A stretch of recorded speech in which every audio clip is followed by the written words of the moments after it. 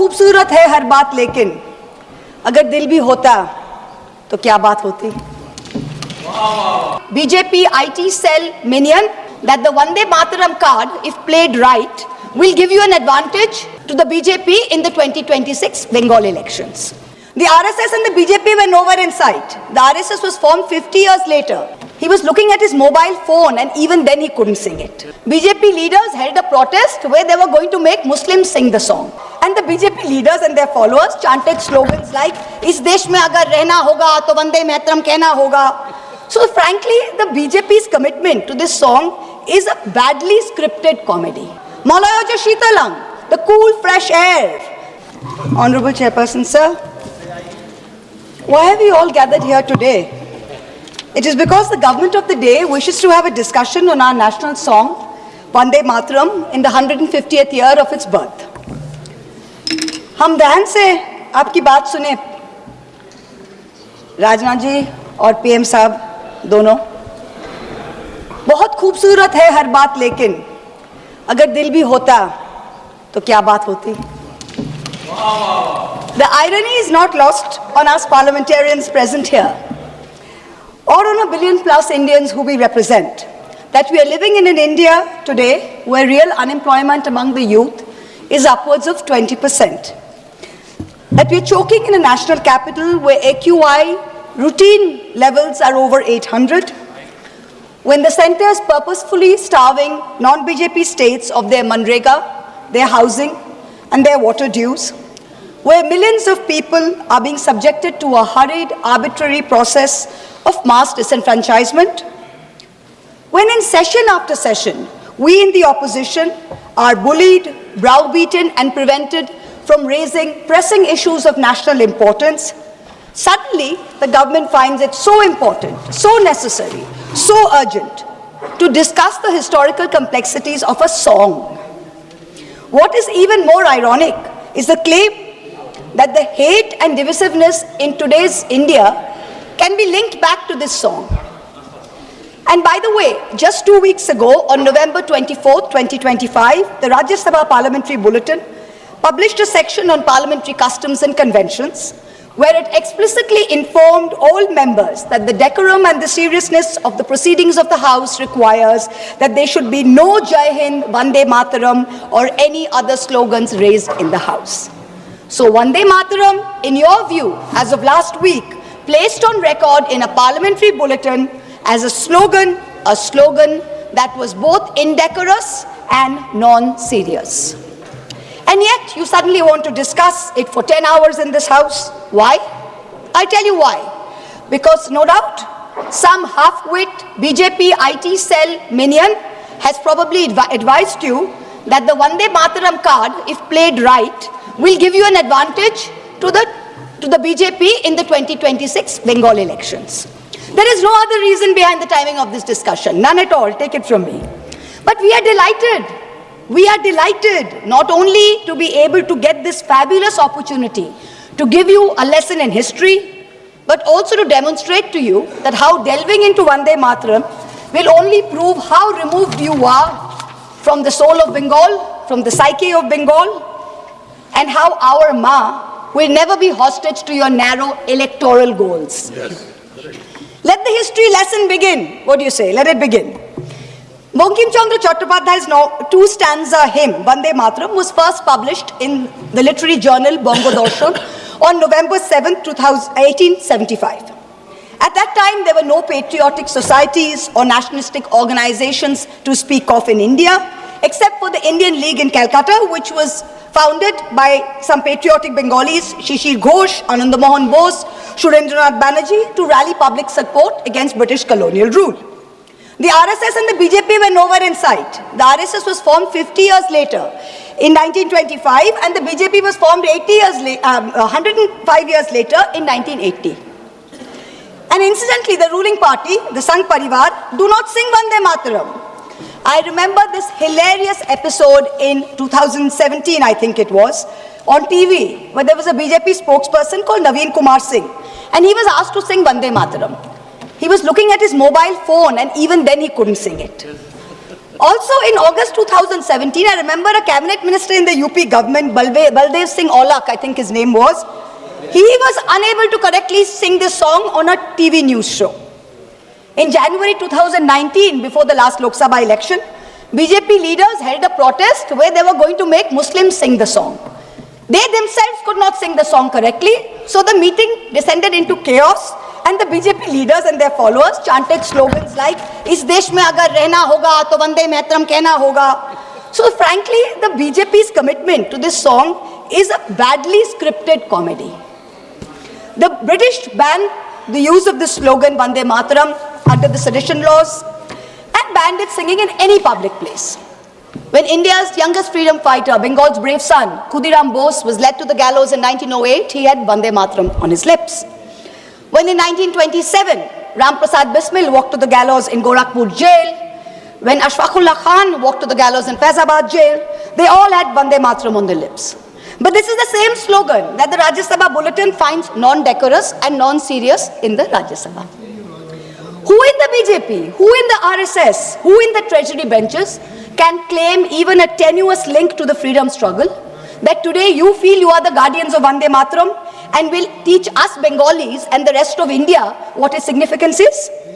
Out of 585 total prisoners in Andaman Cellular Jail, Kalapani, between 1909 and 1938, 68%, 398 were Bengali. The second largest contingent was from the Punjab, 95 revolutionaries. Why did you not rename the cellular jail after Barin Ghosh, after Ullashkar Dotto, after Indu Bhushan Roy? What homage have you paid Bengal? What homage have you played the land of Vande Mataram? Today you are having a discussion on this. The hymn Vande Mataram did not gain much popularity till it was included in Bankim Chandra Chattopadhyay's novel Anandamot in 1882 when it was published. Now, when he published it, he added 4 extra stanzas to it. The first 2 stanzas, which he had written in 1875, were a lyrical ode to the motherland. It says, "Giver of bliss, beauty." The version in the novel, which he incorporated in 1881-82, had a different tone than that of the original poem. The figure of sweetness and light was now endowed with a fearsome accoutrement and the trappings of war almost. But this is in keeping with the narrative of the novel, which was about the Shonnashi rebellion.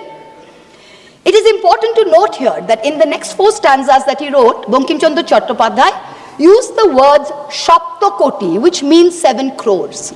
Now, 7 crores in the 1871 census was the population of undivided Bengal, Bihar, Orissa, and Assam. So this means that the novel, the hymn, was about Bengal. The hymn was about Bengal, and the mother he refers to is also in Bengal's concept and Bengal's context. This was not originally written as a nationalistic, pan-India song. It was not. Let's be very clear about that. So how did it become this nationalistic song? How does A.R. Rahman sing it in 1997? How? It was none other than the poet laureate Rabindranath Tagore who composed the first musical score of the song based on Desh Ragini around 1885. Rishi Bankim liked the song and the tune so much, he himself included it in the 3rd edition of his book, Anandamot, in 1886. Tagore, in 1937, writes to Nehru, and he writes to Nehru that the privilege of originally setting its first stanza to the tune was mine. When the author was still alive, Bankim died in 1894. He says, I set it to tune while Bankim was still alive. And I was the first person to sing it. So Tagore was the first person to sing it publicly before a public gathering of the Calcutta Congress in 1896. So Tagore sets the tune and he sings it publicly in the presence of Rahmatullah Saini, Dadabhai Naoroji, Surendranath Banerjee. The song gained mass popularity when? Only after 1905, when the Swadeshi movement as a reaction to Lord Curzon's partition of Bengal took place. Itinerant singers sung it in Prabhat Feris every morning to raise national consciousness. Rabindranath Tagore himself on Raksha Bandhan Day, October 16th, 1905, led the famous anti-partition protest where Hindus and Muslims tied Rakhis on each other and said, Vande Mataram. Today, this BJP government who claims to promote Vande Mataram, has ensured that even the moon, that moon of Raksha Purnima, that moon of Eid, has been partitioned. Hindu women can break their Karwa Chauth fast on their roof with the sighting of the moon, but a Muslim in a BJP-ruled state is forbidden from offering Eid ka namaz on his roof to the same moon. And you are blaming a song for India's divisiveness. The song was sung again during the Congress session in Benares in 1905 by Tagore's niece, Sharla Devi Chaudhurani, who replaced the Shapto Koti, the 7 crores, with Triksha Koti, which means 30 crores, which is the population of India in the last census of 1901. So this is the first time that the song is gathering a pan-national appeal. Gandhiji, in the Indian Opinion paper, he writes in December 1905 that this song is so popular. Just as we worship our mother, so is this song a passionate prayer to India. Tagore continued to use the refrain Vande Mataram almost as a slogan in some of his own songs. He says it in many of his own songs. Many of his own songs use the term Vande Mataram.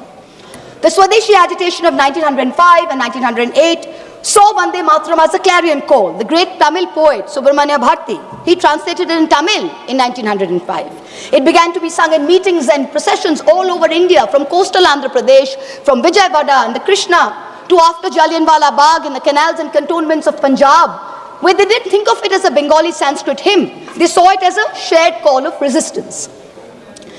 You, this government today, claim to be the guardians, the true upholders of the spirit of Vande Mataram. We've listened to the Prime Minister for an hour. We've listened to the Honorable Defence Minister for an hour tell us about how they are the true upholders of Vande Mataram.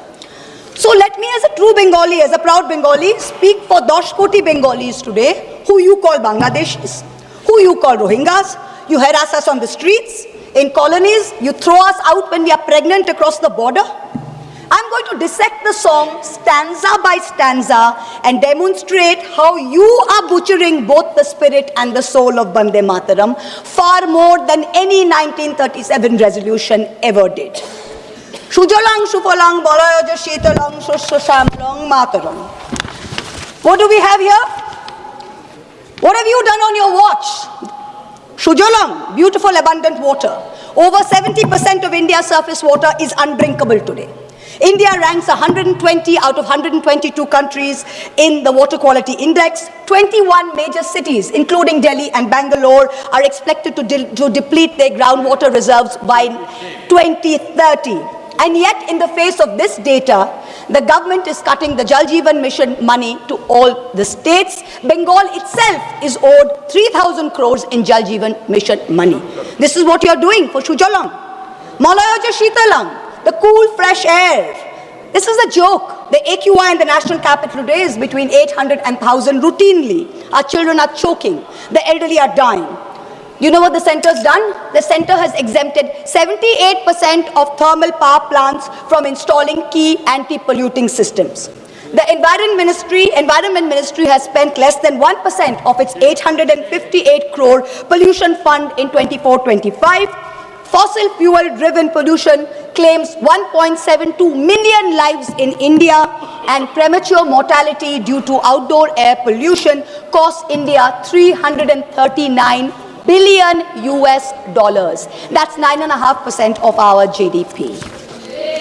That's what we are doing for Malayaja Shitala. Shoshra Shamalam, the blessed fertility of the soil. What's the government done? The Ministry of Agriculture and Farmers Welfare saw a reduction in its budget of 2.5% this year. Pradhan Mantri Fasal Bima Yojana, meant for the poorest of farmers, suffered a cut of 3,600 crores. It is estimated that 37% of India's land is affected by degradation. 2/3 of soil samples collected from India are deficient in nitrogen, phosphorus and potassium, and 85% contain too little carbon for functioning soil systems. Shuhashining, Shumodura Bhashining, sweet smile, sweet in speech. You, the ruling party, with your hate speech, routinely call for violence against Muslims and minorities. For calls from genocide in Haridwar to open threats in rallies, you use terms like vote bank, infiltrators, goosepetia, those with more children as dog whistles. You impose Hindi on us. You call Bangla a Bangladeshi language. You have unleashed the worst kind of linguistic terrorism on all of us, where people are scared to speak their mother tongue in the streets of Delhi, in the streets of Gurgaon. There is no Shumadhura Bhashaning in today's BJP. Shukhodang, Borodang, Matarang, give us happiness. Today, an arbitrary, hurried exercise of your design is making the Election Commission force such work pressure that BLOs are committing suicide. And what does the Election Commission say to us? They say, oh, it's in the line of duty. They should be happy doing it. India is ranking 118 out of 147 countries in the 2025 World Happiness Report. To be a minority in India today is to be perpetually suspect, perpetually second class, and perpetually subordinate. Far from feeling happy, minorities are fearing the state instead of feeling protected by it. Tumi vidya, tumi dharmo. Sir, I have 22 minutes. Only two speakers. 1 minute. Time has to extend. Okay. Already we Tumi vidya, tumi dharmo. Let's talk about vidya first. Honorable members, we reached already 6 o'clock. I want to know the sense of the House. If the House decides, we can go on up to the discussion is over. Time can be extended. Time extended. Now you can speak. Tumi vidya, tumi dharmo. Let's talk about vidya first. Under this government, outlay for education is still at an abysmal 3.8%, far below the 6% envisaged by the NEP and far below other developed nations. Grant in aid for the All India Council of Technical Education has dropped nearly 61% in the last 2 years. The UGC's budget has been slashed by 47%. Let's take one example, Delhi University. The University of Delhi is grappling with a fund gap of 250 crores in this financial year. It needs 544 crores. The UGC has allocated just 313 crores. Tumi vidya? Doesn't seem so. Now we come to Tumi dharmo. When Rishi Aurobindo translated the verses of Vande Mataram into English in Karma Yogi in 1909, he translated dharma as conduct, not religion. Here was the root of the difference between a communalistic and a nationalistic interpretation and the political use of Vande Mataram as a song, as a war cry. It's not a communalistic interpretation. It is a nationalistic interpretation, and Rishi Bonkim's hymn Dharma signifies conduct. And for a ruling party, for a prime minister, it should not just be Dharma, it should be Raj Dharma. I cannot help but remind this House of the late Prime Minister Atal Bihari Vajpayee, who in March 2002, when asked what a certain chief minister ought to do, famously said, Raj Dharm ka palan kare. Raj Dharm, Raja ke liye, Shasak ke liye. Praja praja mein bhed nahi ho sakta. Na janam ke aadhar pe, na jati ke aadhar par, na sampraday ke aadhar par. Hand on heart, tell this House, is the government fulfilling its dharma? No. Bahute tumi ma shakti, hriday tumi ma bhakti. Rishi Bonkim said, faith should be in your heart and strength should be in your arms. This government instead has moved faith into its arms. You have made bahute bhakti with your brute force, with your majority, and you're bulldozing your way into the national secular fabric. And your heart is weak because our enemies are striking again and again. And yet we are letting a president of a third country proudly proclaim over and over again that he blackmailed India into accepting a ceasefire. Omolang otulang, without a stain, without compare. Where has the government brought us today? Let me compare across some major global indices since 2014. The UN's report says inequality reduces India's Human Development Index by 31%, one of the highest losses in the region. The World Press Freedom Index, India fell from 140 in 2014 to 141 today. On the World Economic Forum's Global Gender Gap Index, India went from 114 in 2014 to 131 today. Most important, on the Global Hunger Index, which measures child malnutrition, India used to rank 55 out of 76 in 2014. Today it ranks 102 out of 123. So we are certainly not without stain. And let me for once and for all debunk the ruling party's false claim that a truncated song is always an insult. Jana Gana Mana was originally written as a Brahmo hymn in 1911 and consisted of 5 stanzas. It was called Bharato Bhagyo Vidhata. Remember that the Brahmo Samaj was formed by Raja Ram Mohan Roy, and this is the same Raja Ram Mohan Roy that the Madhya Pradesh Higher Education Minister Inder Singh Parmar called a British agent, a dalal, working for religious conversion. If your party's man is calling Raja Ram Mohan Roy a dalal, I wonder what kind of higher education he can be responsible for. Jana Gana Mana is also a truncated song. Of the 5 stanzas, only the first stanza is sung as a national anthem.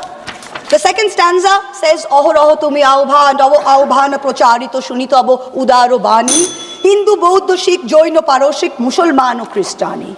This means something relatively simple. Tagore addresses Bharat Bhagya Vidata, the maker of India's destiny. And here is a verse whose restoration would mean a strong symbol, a strong gesture against divisiveness. But you're not bringing a resolution to bring that in. You're talking about what religious context you can view Vande Mataram in. And this is where you've made the biggest mistake, Mr. Prime Minister.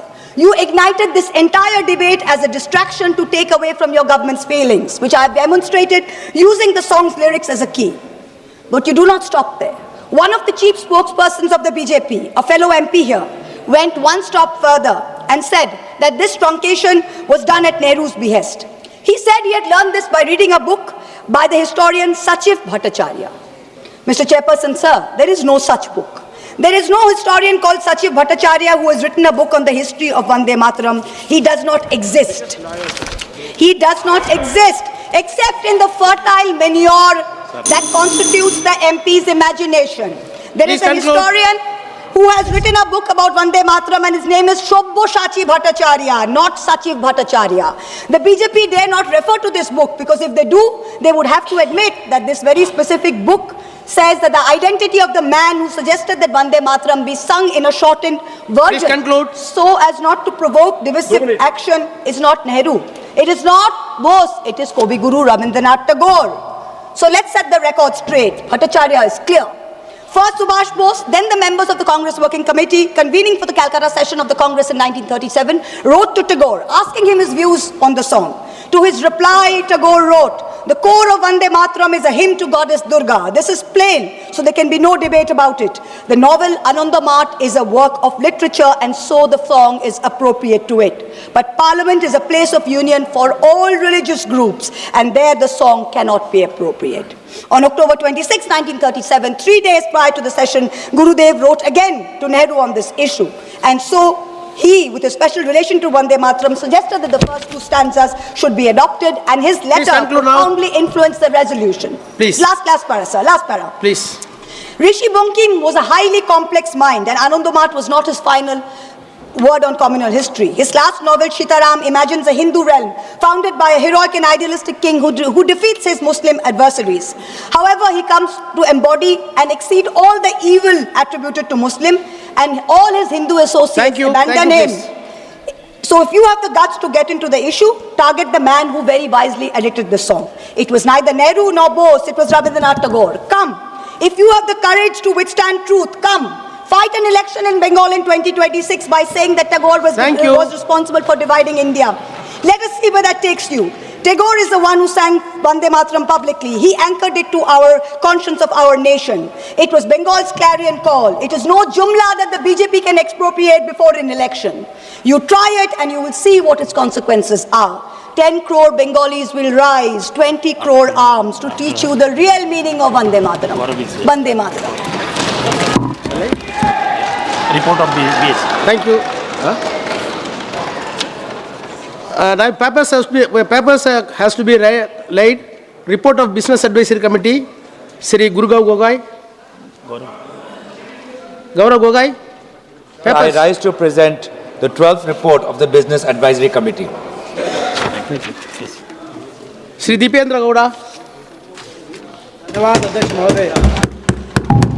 ಹೆಚ್ಚಿನ ವಿಡಿಯೋಗಳಿಗೆ ಪ್ರತಿಧ್ವನಿ YouTube channel subscribe ಮಾಡಿ, bell icon click ಮಾಡಿ.